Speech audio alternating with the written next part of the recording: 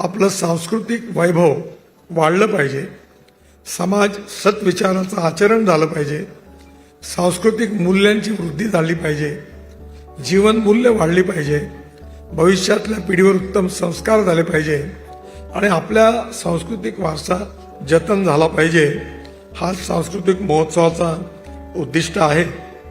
खासदार महोत्सव याचं जरी नाव असलं आणि मी खासदार असलो तरी माझा याच्यातला सहभाग खूप कमी आहे.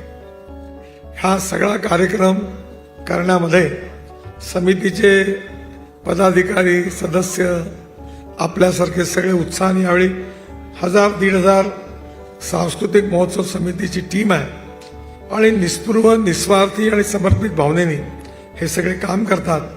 नागपूरची जनता त्याला सहकार्य करते. आपले पत्रकार बंधू उत्तम सहकार्य करतात, प्रसिद्धी देतात आणि या उत्तम कार्यक्रमाला सक्रिय समर्थन दिल्यामुळे या सगळ्यांच्या सहभागामुळे हा यशस्वी होतो.